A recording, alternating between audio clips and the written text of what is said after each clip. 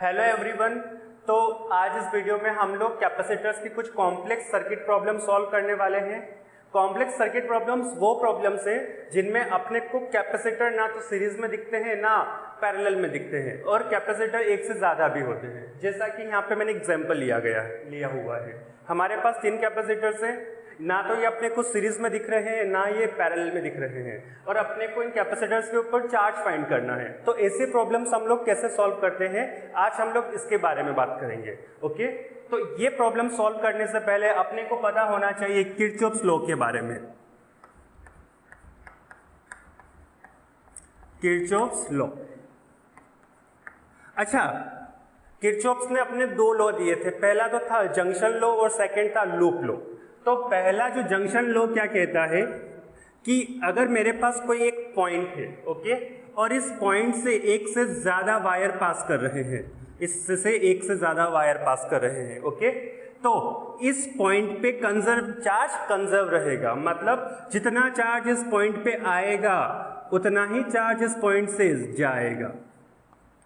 अगर हम बात करते हैं, इस पॉइंट से 3 वायर पास हो रहे हैं और एक वायर से चार्ज आ रहा है Q और इन दोनों वायर से जा रहा है Q1 और Q2। तो किरचॉफ्स जंक्शन लॉ क्या कहता है, चार्ज एट पॉइंट, और इसको मैं नाम दे देता हूं P, charge at point P will be conserve.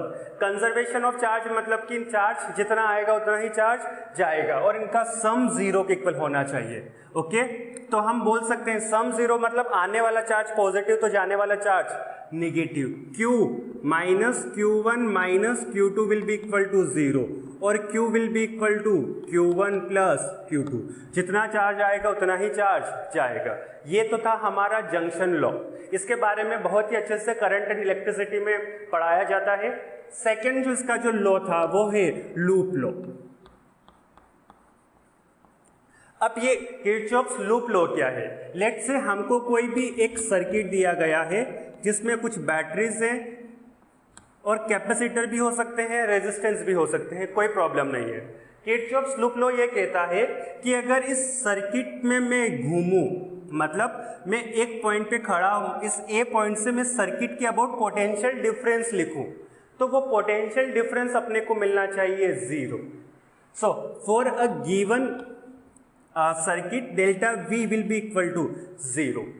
जिनको भी करंट एंड इलेक्ट्रिसिटी में ये दोनों लॉ पढ़े हैं, ये बेसिकली वहीं से आए हैं, तो करंट एंड इलेक्ट्रिसिटी के बारे में तुमको पता होना चाहिए। ये दोनों मैं अज्यूम करके चल रहा हूं कि तुमको बहुत ही अच्छे से पता है। ओके, अब हम इस सर्किट के ऊपर आते हैं। ओके, अच्छा, इससे भी पहले हम एक और चीज के बारे में बात करते हैं, साइन कन्वेंशन। साइन कन्वेंशन, जब हम लोग लूप लॉ लिखते हैं तो अपने को कब बैटरी का पोटेंशियल पॉजिटिव लेना है, कब निगेटिव लेना है, इसके बारे में अपने को अच्छे से पता होना चाहिए। ओके, सबसे पहले हम बात करते हैं साइन कन्वेंशन।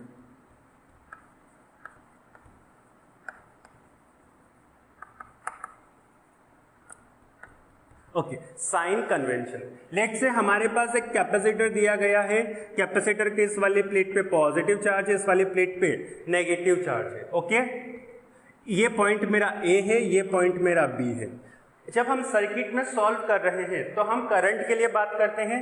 मान ले करंट कुछ इस तरीके से फ्लो कर रहा है।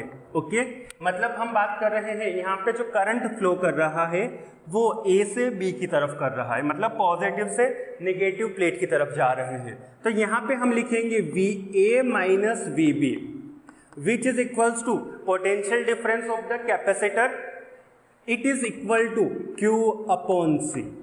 मतलब जब हम पॉजिटिव प्लेट से नेगेटिव प्लेट की तरफ मूवमेंट करेंगे सर्किट में तो हम उसको पॉजिटिव Q बाई C लेंगे। ओके, अगर इसका उल्टा हुआ, अगर हमारा मूवमेंट कुछ इधर की तरफ हुआ, प्लस Q माइनस Q, तो यहाँ पे यही पॉइंट मेरा A, ये पॉइंट मेरा B, यहाँ पे हम क्या लिखेंगे, VB minus VA will be equal to Q by C।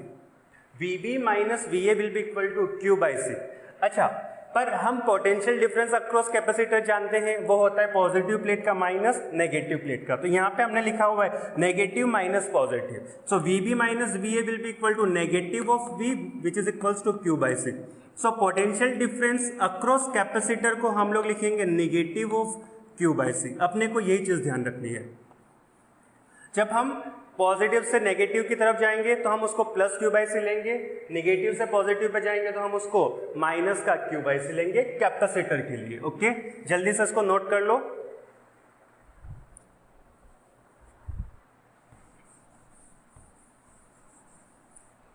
चल अब बैटरी के लिए देखते हैं, बैटरी के लिए क्या होगा।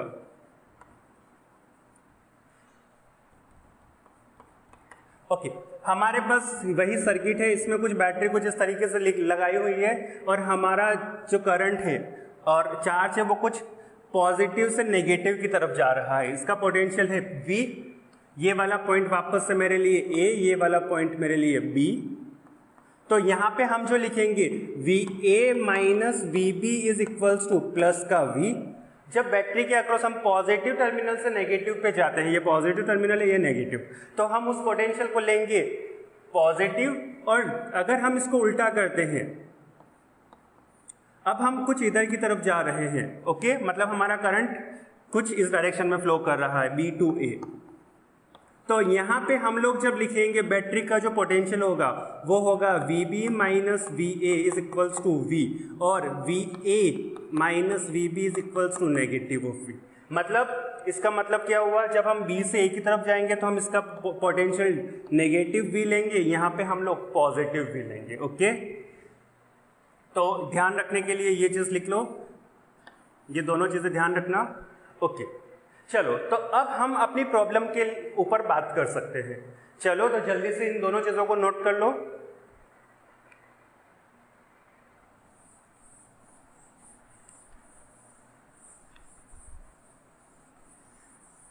चलो तो अब हम अपनी प्रॉब्लम पे आते हैं।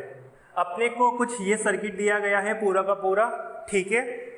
अब सबसे पहली स्टेप में इधर की तरफ स्टेप्स लिखता हूं, अपने को क्या क्या फॉलो करनी है। पहली स्टेप, सबसे पहले लिखो हर बैटरी से चार्ज कितना फ्लो कर रहा है। राइट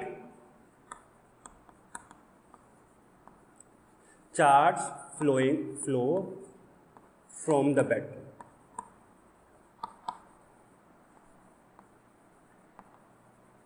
सेकेंड स्टेप, अब मान ले कि बैटरी है, ध्यान से देखना, चार्ज हमेशा पॉजिटिव टर्मिनल से निकलता है, नेगेटिव टर्मिनल पे जाके समाप्त होता है।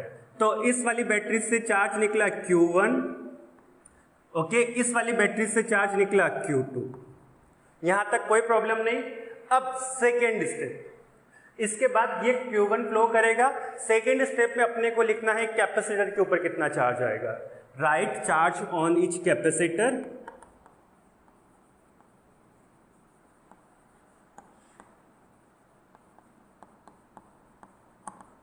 सेकेंड स्टेप अपने को क्या करनी है, कैपेसिटर के ऊपर चार्ज लिखो। चलो मैं जब गया बैटरी से, मुझे सिर्फ एक कैपेसिटर मिला, तो जितना चार्ज बैटरी से फ्लो करेगा उतना ही चार्ज इस कैपेसिटर के ऊपर आएगा। तो इस वाली प्लेट पे हमारा जो चार्ज आएगा वो आएगा Q1, ओके। फिर इधर से गए तो इस वाले कैपेसिटर के ऊपर चार्ज आएगा Q2, नो प्रॉब्लम यहां तक। अब जब हम आगे के लिए बात करते हैं, बता इस वाली ब्रांच पर टोटल चार्ज कितना फ्लो करेगा, क्या वो Q1 प्लस Q2 के इक्वल करेगा? हाँ, क्योंकि हम यहाँ पे जंक्शन लॉ यूज कर सकते हैं, किरचॉफ जंक्शन लॉ, जितना चार्ज आएगा उतना चार्ज जाएगा। तो यहाँ पे जो चार्ज फ्लो करेगा वो करेगा Q1 प्लस Q2। 3C के ऊपर कितना चार्ज आएगा, जितना चार्ज इस वायर के थ्रू फ्लो करेगा, तो 3C के ऊपर चार्ज आया Q1 प्लस Q2। इसके आगे चार्ज डिस्ट्रीब्यूट कैसे होगा, वापस नीचे की इस बैटरी इस वायर में पूरा चार्ज फ्लो करेगा Q1 प्लस Q2। यहाँ पे वापस इधर की तरफ जितना बैटरी से चार्ज निकलेगा उतना ही वापस बैटरी में आएगा। तो Q1 चार्ज इधर जाएगा और Q2 चार्ज हमारा वापस बैटरी 2 की तरफ जाएगा। ओके, हमने सेकेंड स्टेप कंप्लीट कर लिया। अब third step, okay, third step हमारा बहुत ही आसान है। अब अपने को किरचॉफ्स लूप लॉ यूज करना है। Use Kirchhoff's loop law okay, तो हमको यहाँ पे किरचॉफ्स लूप लॉ यूज करना है। अब हम यहाँ पे अगर देखें ध्यान से, हमारे पास कौन कौन से वेरिएबल्स है, अपने को नहीं पता है वेरिएबल्स, वो है हमारा Q1 और Q2। तो अपने को एटलीस्ट 2 इक्वेशन चाहिए। कितने इक्वेशन चाहिए अपने को? कम से कम 2 इक्वेशंस। तो हमको 2 इक्वेशन निकालने के लिए कम से कम लूप लॉ को 2 बार यूज करना पड़ेगा। अब 2 बार हम 2 डिफरेंट लूप लेने पड़ेंगे, बेसिक बात है। तो हम पहला लूप लेते हैं ABEF, एक लूप BCDE, दूसरा लूप, हम ऐसे 2 लूप तो अपने को मिल गए। तीसरा लूप हम ले सकते हैं ABCDEF। हमारे पास यहाँ पे 3 लूप्स हैं, तो हम उनमें से कोई भी 2 लूप यूज करके हम अपना प्रॉब्लम सॉल्व करेंगे। ओके, तो सबसे पहले हम लूप 1 के लिए बात करते हैं। अब किरचॉफ्स लूप लॉ बनाने के लिए सबसे पहले उसका डायरेक्शन बना दो कि अब हम किस तरीके से उसमें मूव करेंगे या किस तरीके से हम पोटेंशियल डिफरेंस लिखेंगे। इसको तुम याद रखो मूवमेंट के हिसाब से। अपने को क्या करना है, इस सर्किट में किसी एक पॉइंट पे खड़े होना है और उस सर्किट में उस पॉइंट के ऊपर खड़े होकर मूव करना है। तो जैसे जैसे मूव करेंगे वैसे वैसे अपने को पोटेंशियल डिफरेंस लिखना है। ओके, तो सबसे पहले हम लूप के लिए बात करते हैं। लूप ABEFA, हम किस लूप के लिए बात कर रहे हैं? ABEFA के लिए। ठीक है, किसी भी पॉइंट पे खड़े हो जाओ। मैं इस A पॉइंट से शुरू करता हूं, तो हम इस A पॉइंट पे जाके खड़े हो जाते हैं। ठीक है, अब इस A पॉइंट से किसी भी पॉइंट पे हो सकते हो, तुम B पे हो सकते हो, D पे, F पे, कहीं पे भी हो जाओ, कोई प्रॉब्लम नहीं है। पर एक बात हमेशा ध्यान रखना कि जब हम लूप का डायरेक्शन बनाते हैं तो हमेशा जिस डायरेक्शन में करंट फ्लो कर रहा है उस डायरेक्शन में मूवमेंट रखो। ये बहुत ही एक अच्छा तरीका है। हम ज़्यादा इसमें गलती नहीं करते, क्योंकि जब हमने यहाँ पे कुछ देखा था, क्या बोलते हैं, साइन कन्वेंशन देखा था, तो उसमें जब हम नेगेटिव डायरेक्शन में जाते हैं तो हमको नेगेटिव साइन लगाना पड़ता है ऑपोजिट में। ओके, तो इसके लिए हम जिस डायरेक्शन में करंट फ्लो करेगा उसी डायरेक्शन में हम लोग अपना मूवमेंट जारी रखेंगे। ओके, चल A पॉइंट से हम शुरू करते हैं। ओके, तो सबसे पहले पॉजिटिव टर्मिनल आ रहा है, फिर नेगेटिव आ रहा है। तो हम पहले कैपेसिटर के लिखेंगे Q1/C और सबसे पहले पोटेंशियल डिफरेंस लिखते हैं। So potential difference across C plus potential difference across 3C plus potential difference across battery will be equal to 0। इन तीनों का सम किसके इक्वल होना चाहिए? 0 के इक्वल होना चाहिए। ओके, चल सबसे पहले कैपेसिटर 1 के लिए, कैपेसिटर के लिए हम Q is equals to C भी यूज करेंगे और V को हम लोग लिख देंगे Q/C। फर्स्ट कैपेसिटर के लिए देख, क्या इसके ऊपर चार्ज Q1 है? Q1/C। हमारा मोमेंट पॉजिटिव से नेगेटिव की तरफ हो रहा है। चार्ज इधर से गया था तो ये पॉजिटिव टर्मिनल होगा, ये नेगेटिव होगा। कैपेसिटर में ये पॉजिटिव नेगेटिव डिनोट कर देना ताकि आसानी रहेगी समझने के लिए। इस वाले के लिए इधर से चार्ज फ्लो किया था तो इसके ऊपर पॉजिटिव होगा, इसके ऊपर नेगेटिव चार्ज होगा। ठीक है, पहले के लिए हम लिख चुके। दूसरे वाले के लिए बात करते हैं। जब हम लूप में आ रहे हैं, 2 पॉइंट B से फिर C पे जाएंगे तो अपने को एक और कैपेसिटर मिलेगा। इसके ऊपर पोटेंशियल डिफरेंस लिखें प्लस का Q1 प्लस Q2/3C। फिर जब हम आगे जाते हैं वापस इस वाली ब्रांच में, तो हम यहाँ पे नेगेटिव टर्मिनल से पॉजिटिव टर्मिनल पे जा रहे हैं बैटरी के।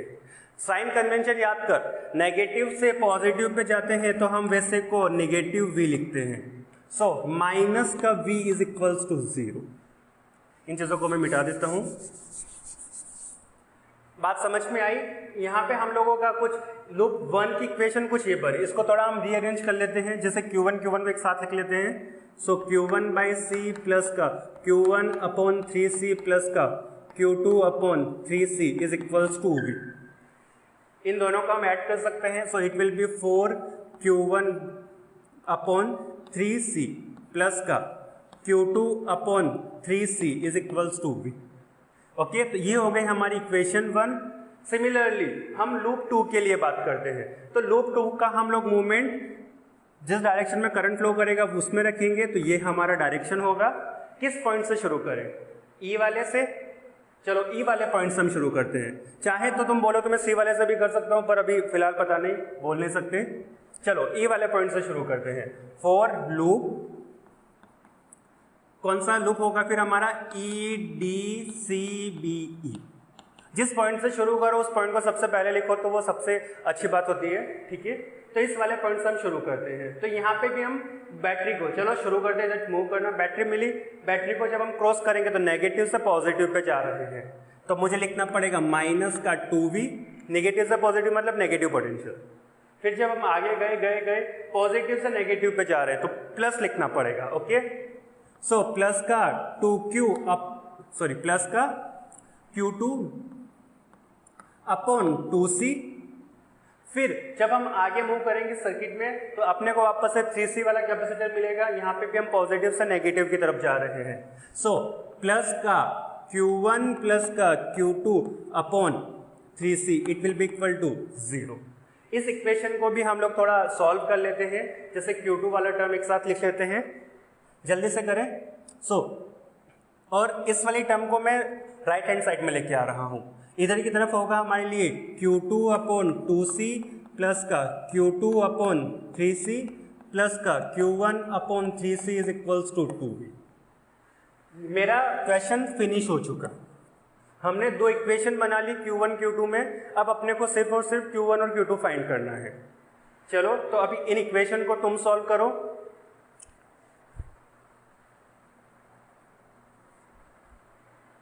चलो मैं ऊपर वाला पार्ट मिटा रहा हूं, फिर सॉल्व करते हैं। हमारी इक्वेशन 1 ये रही। सबसे पहले इक्वेशन 2 को थोड़ा और हम अच्छे से लिख लेते हैं, यहाँ पे एलसीएम ले लेते हैं। एलसीएम मिलेगा मुझे यहाँ पे 6c, ऊपर की तरफ बचेगा हमारा 3 + 2 5q2 plus q1 upon 3c is equals to 2v। ये मेरी इक्वेशन 2 हो गई, मैंने इसको थोड़ा सॉल्व कर लिया। अब इन दोनों को अपने को क्या करना है, सॉल्व करना है। मेरे ख्याल से एलिमिनेशन मेथड, हम इक्वेशन 2 को हम 4 से मल्टीप्लाई कर देते हैं तो q1 को हम लोग आसानी से एलिमिनेट कर देंगे। तो वापस से जल्दी से मिटा देते हैं इसको, मल्टीप्लाई कर दो, यहाँ पे होगा 20 q2 अपॉन 6c प्लस का 4 q1 upon 3c is equals to 8v। Equation 2, इन दोनों को अब मैं सब्ट्रैक्ट कर देता हूं, तो यहाँ पे सब्ट्रैक्ट साइन, सब्ट्रैक्ट करो जल्दी से।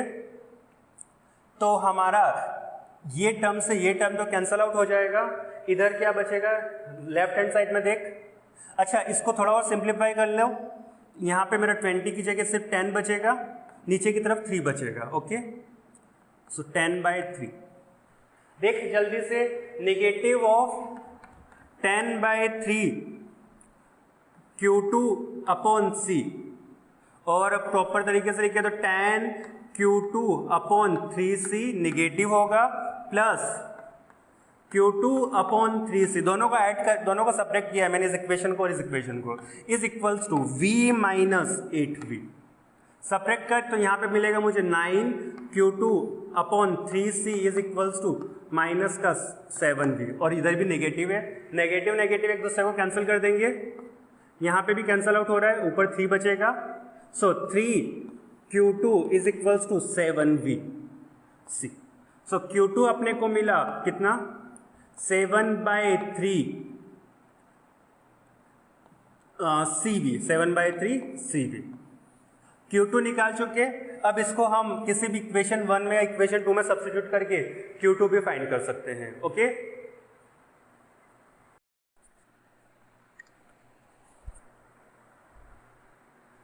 चलो तो हम अपना अगला एग्जांपल देखते हैं, जिसमें अपने को 5 कैपेसिटर्स दिए गए हैं कुछ इस तरीके से, ओके।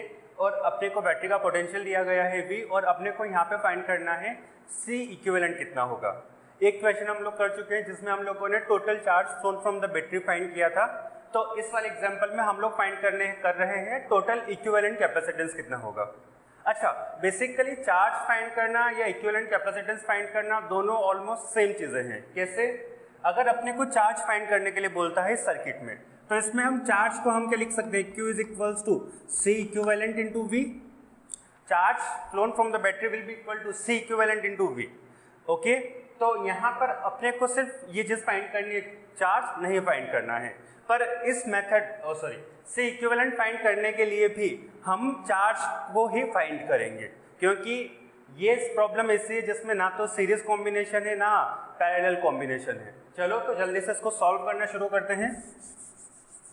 अच्छा, सबसे पहले इसका तो मुझे इक्विवेलेंट डायग्राम बता सकते हो कैसा होगा? इसका इक्विवेलेंट डायग्राम होगा कुछ इस तरीके का। एक कैपेसिटर लगा हुआ है जिसकी कैपेसिटी है C इक्विवेलेंट और ये एक बैटरी से कनेक्टेड है। ओके, अब यहाँ पर मान ले बैटरी से जो चार्ज फ्लो किया Q किया, यहाँ पर भी बैटरी से कितना चार्ज फ्लो करेगा? टोटल चार्ज Q के इक्वल होगा। नो प्रॉब्लम, दोनों के लिए Q इज इसके लिए हम लिखेंगे Q is equals to C equivalent into V। Okay, तो हम निकालते हैं सर्किट में कि चार्ज कितना फ्लो करेगा। चलो, यहाँ से सर्किट में बैटरी से जो चार्ज निकला वो लेट से Q निकला। अब ये Q चार्ज जब यहाँ पे आएगा तो वो दो अलग अलग पार्ट में डिवाइड होगा। पहला लेट से ऊपर की तरफ चार्ज गया Q1। ओके, ऊपर की तरफ चार्ज गया हमारा Q1। अच्छा, कुछ ट्यूटर्स क्या करते हैं, इस चार्ज को यहाँ पे जब हम ब्रांच में आते हैं तो क्या करते हैं, ऊपर की तरफ Q1 चार्ज लिखा जाता है तो डाउनवर्ड डायरेक्शन में जाएगा टोटल चार्ज Q2, और वो एक इक्वेशन एक्स्ट्रा लिख देते हैं Q is equals to Q1 plus Q2। ये अपने को नहीं करना है। क्यों नहीं करना है? क्योंकि अगर मैं ऐसा करता हूँ तो मैं अपनी एक इक्वेशन को और बढ़ा रहा हूँ। हम 3 इक्वेशन सॉल्व करना इजी होता है कंपेरेटिव टू 5 इक्वेशन सॉल्व करने से। तो हम क्या कर रहे हैं, ऐसा काम नहीं करते हैं, नहीं करेंगे। ओके, तो इधर से जब चार्ज Q गया, ऊपर की तरफ Q1 निकला, तो नीचे की तरफ कितना बचेगा? Q minus Q1। ओके, अब इधर की तरफ पॉजिटिव टर्मिनल है तो ये वाली जो प्लेट होगी वो पॉजिटिव होगी, ये वाली जो प्लेट होगी कैपेसिटर की ये पॉजिटिव होगी। तो इस कैपेसिटर के ऊपर टोटल चार्ज आएगा जितना इस ब्रांच में फ्लो करेगा विच इज Q1। इस कैपेसिटर के ऊपर आएगा Q माइनस Q1। आगे हम बात करेंगे तो इधर की तरफ हमारा चार्ज फ्लो करता करता Q1 आएगा। Q1 वापस से दो पार्ट में ब्रेक होगा यहाँ पे, एक 2 माइक्रोफैरेड की तरफ, एक 4 माइक्रोफैरेड की तरफ। लेट्स से जो 4 माइक्रोफैरेड की तरफ जो चार्ज आ रहा है वो Q2 है। 2 माइक्रोफैरेड पे कितना चार्ज आएगा बता? वो जाएगा हमारा Q1 माइनस Q2। तो 2 माइक्रोफैरेड के ऊपर चार्ज कितना आएगा? Q1 minus Q2। 4 माइक्रोफैरेड के ऊपर चार्ज कितना आएगा? Q2। अब इधर से चार्ज आया था हमारा 2 माइक्रोफैरेड की तरफ से Q माइनस Q1, ऊपर से चार्ज आ रहा है Q2। टोटल चार्ज इधर कितना आएगा? इन दोनों का sum which is Q minus Q1 plus Q2। तो इतना ही चार्ज हमारा 5 माइक्रोफैरेड पे आएगा, फिर इतना चार्ज यहाँ से फ्लो करेगा, इतना ही ऊपर से आने वाला चार्ज Q1 माइनस Q2, इधर से आने वाला charge Q minus Q1 plus Q2। अब इस वाली लाइन में टोटल चार्ज, इस वाली ब्रांच में टोटल करंट आना है Q। सम करके देख ले क्या ये Q के इक्वल आ रहा है? Q minus Q2। ओके, करते हैं इन दोनों को sum which is Q minus Q1 plus का Q2 प्लस का Q1 माइनस का Q2। Q2 से Q2 कैंसिल होगा, Q1 से Q1 कैंसिल होगा। Yes, total charge in the circuit आ रहा है हमारा Q1, मतलब हमने चार्ज में डिस्ट्रीब्यूशन किया है, उसमें कहीं पर भी कोई भी गलती नहीं की है। ओके, चलो तो अब हम अपना लूप लॉ यूज करते हैं।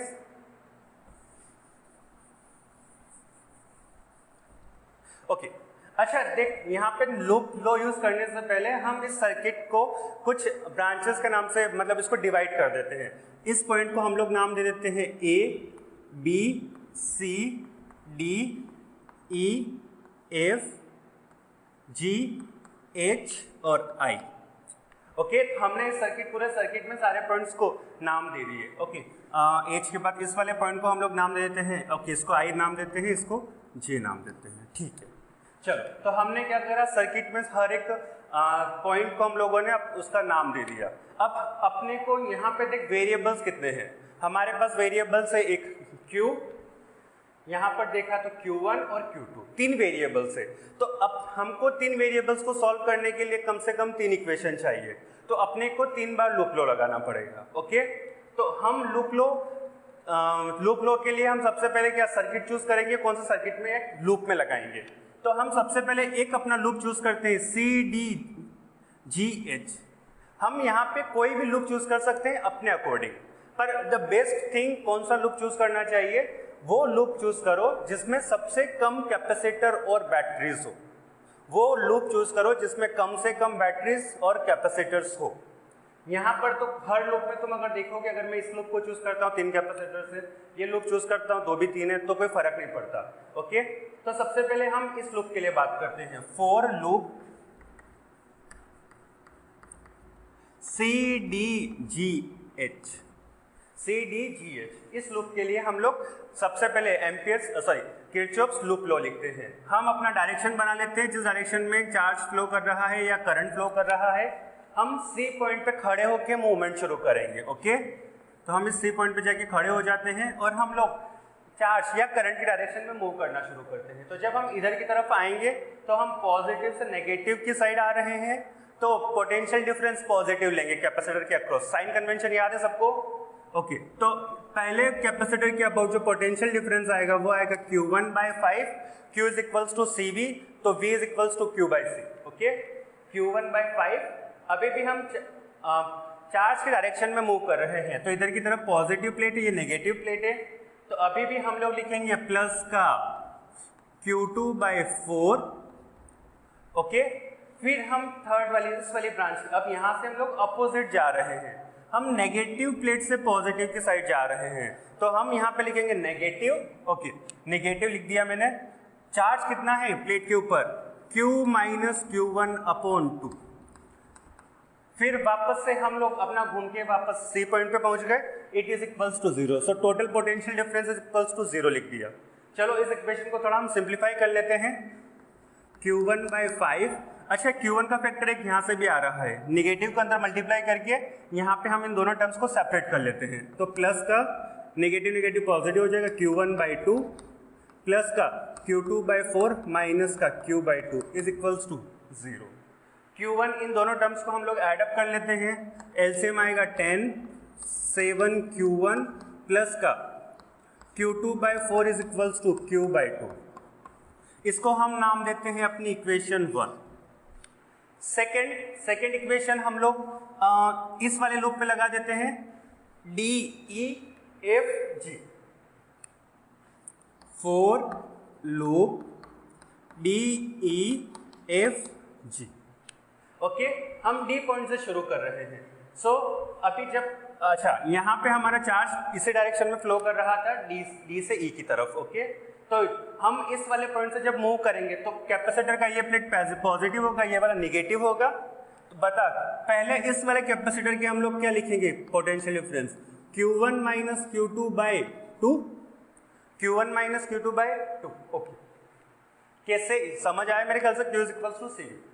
फिर देन अगेन हम आगे चलते हैं, तो यहाँ पे हम नेगेटिव से पॉजिटिव की साइड जा रहे हैं या चार्ज फ्लो के अपोजिट जा रहे हैं, तो नेगेटिव लिखना पड़ेगा अपने को, माइनस चार्ज कितना है कैपेसिटर के ऊपर, वो है Q माइनस Q1 प्लस का Q2/5।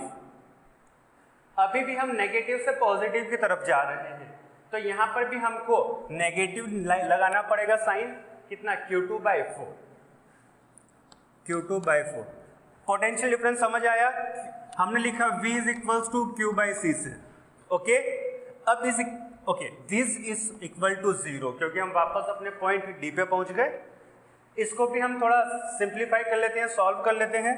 तो सबसे पहले हम फैक्टर्स को अलग कर दें, Q1/2 माइनस का Q2/2, इधर की तरफ एक माइनस, ये 3 टर्म्स अलग अलग होगी, तो यहाँ पे बचेगा माइनस का Q/5, negative positive Q1/5, negative positive negative Q2/5 minus का Q2/4 इज इक्वल्स टू 0। इस इक्वेशन को भी हम लोग सॉल्व कर लेते हैं।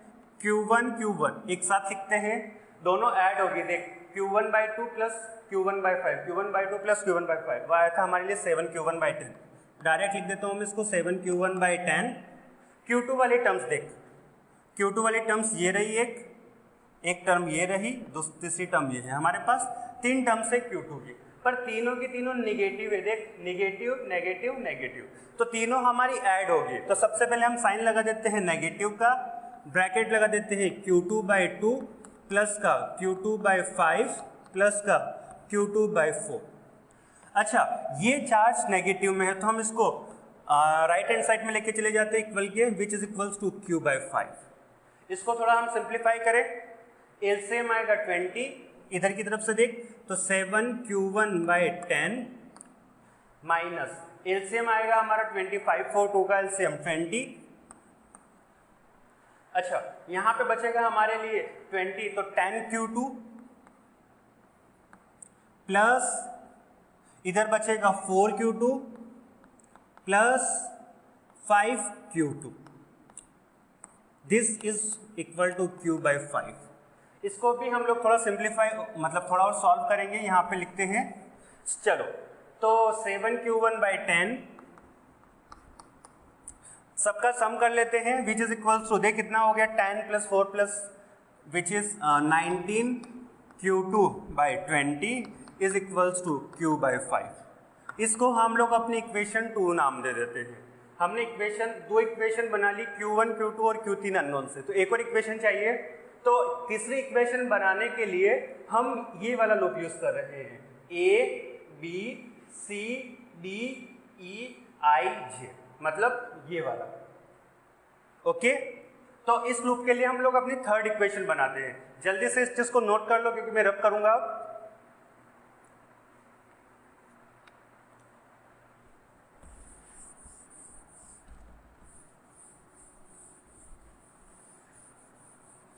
इस सेकेंड इक्वेशन को मैं यहां पे लिख देता हूं या इसके ऊपर लिख देता हूं। ओके, चलो नीचे लिख देते हैं 7q1/10 माइनस का 19q2/20 is equals to q/5। अच्छा, इसको एक काम करें क्या, इस पूरी इक्वेशन में हम लोग डिवाइड कर देते हैं 5 का, तो इधर की तरफ हमारे लिए मल्टीप्लाई कर देते हैं 5 का, तो इधर की तरफ बचेगा 2, इधर की तरफ हमारे लिए बचेगा 4, इधर की तरफ तो पूरा का पूरा चला जाएगा। ओके, तो इसी इक्वेशन को हम लोगों ने थोड़ा और रीअरेंज कर लिया, इसको हम लोगों ने नाम दे दिया इक्वेशन 2। ओके, इस इक्वेशन में भी हम लोग ये काम कर सकते हैं, 2 से मल्टीप्लाई कर सकते हैं। इस इक्वेशन को भी हम लोग 2 से मल्टीप्लाई कर देते हैं, तो इक्वेशन 1 वापस से रीअरेंज हो जाएगी 7q1/5 प्लस का q2/2 is equals to q, equation 1। इसको हम लोगों ने वापस से कुछ ये वाली इक्वेशन लिख ली। अब हम थर्ड इक्वेशन लिखते हैं।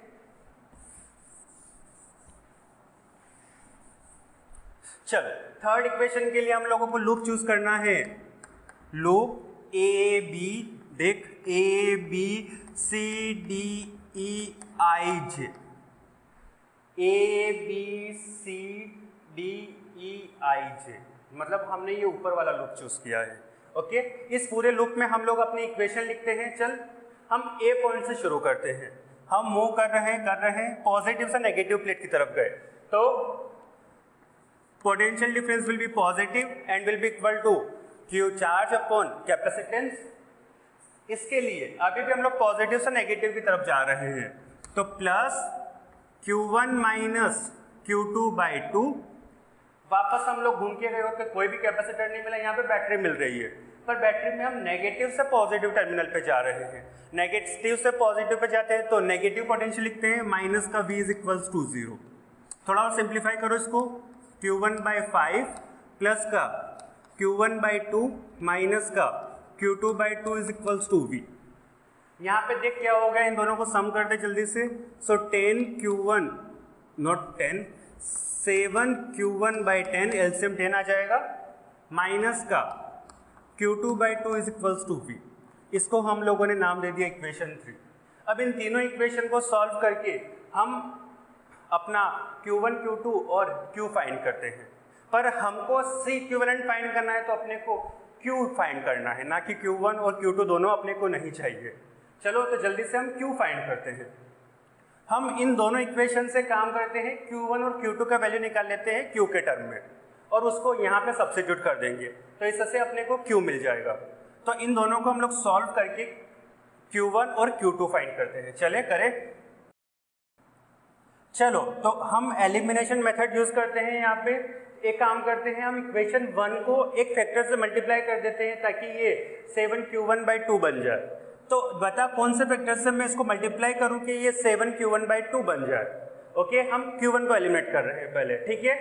अगर मैं इस इक्वेशन को 5/2 से मल्टीप्लाई करता हूं तो इधर देख 5 से 5 कैंसिल होगा, जब ये मल्टीप्लाई होगा तो यहाँ पे बचेगा 7q1/2, इधर की तरफ जो भी कुछ बचेगा तो हमारा 7q1/2 7q1/2 एक दूसरे के साथ एलिमिनेट हो जाएगा, कैंसिल आउट हो जाएगा। करे जल्दी से, मल्टीप्लाई कर दो तो मेरी इक्वेशन बनेगी 7q1/2, 5 से 5 कैंसिल होगा, प्लस यहाँ पे 5q2/2, 2 into 2 which is 4, it is equals to left hand side, sorry right hand side में देख क्या बचेगा 5q/2।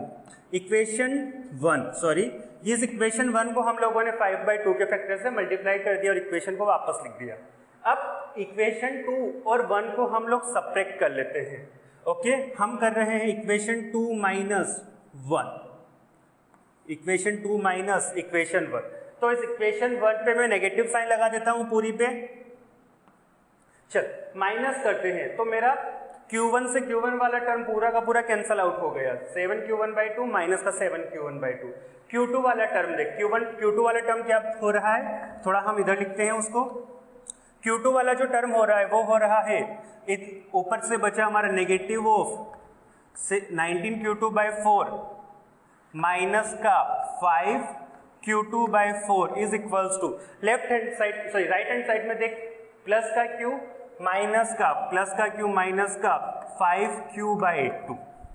ओके, यहाँ पे नेगेटिव, इसको जल्दी से हम लोग सॉल्व करते हैं। एलसीएम आएगा 4, ऊपर की तरफ देख 19q2 plus 5q2, negative negative add होता है, नेगेटिव लगा देता हूं बाहर, it is 24q2 equal to right hand side में देख कितना हो गया 3q, सॉरी कितना हो गया देख जल्दी से एलसीएम ले 2, ऊपर की तरफ होगा 2q माइनस का 3q, तो सॉरी 5q।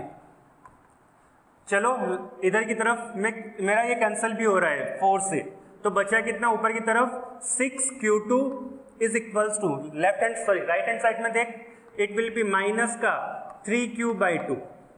ओके, यहां से बता हमारा Q2 कितना आया, Q2 देख कितना आ रहा है, वापस से मेरा 3 से ये भी कैंसिल हुआ, यहाँ पे बचेगा मेरे लिए 2, नेगेटिव से नेगेटिव कैंसिल हुआ, पॉजिटिव हो जाएगा। Q2 आया हमारे लिए q/4, इसको हम लोग इक्वेशन 4 नाम दे देते हैं। अब इस q/4 को उठा के हम किसी भी इक्वेशन में सब्स्टिट्यूट कर दें, 2 या 1 किसी में भी, तो हम 2 में सब्स्टिट्यूट करते हैं, सब्स्टिट्यूट इक्वेशन 4 इन इक्वेशन 2। जल्दी से कर यहाँ पे, तो मेरा q1 कितना आ जाएगा 7q1/2 माइनस 19q2 की जगह हम लोग q/4 पुट कर सकते हैं, so it will be 19q/4 into 4 is equals to q। So 7q1/2 is equals to, इसको हम लोग अपना राइट साइड में लाते हैं, सो q प्लस 19q/16, सम करो जल्दी से, इसका कितना हो जाएगा 16, LCM 16q plus 19q is equals to 7q1/2, 16 plus 19 35, so 35q/16 is equals to 7q1/2। देख टर्म वापस कैंसिल हुई, 7 से 35 कितने टाइम्स जाएगा 5 टाइम्स, इससे 8। ओके, तो मेरा q1 आया यहां से 5q/8, q1 निकाल दिया, q2 निकाल दिया। अब इसको हम लोग इक्वेशन 3 में सब्स्टिट्यूट कर दे हैं। यहां से मैं इतने पार्ट को वापस से मिटा देता हूं, नोट कर लो जल्दी से।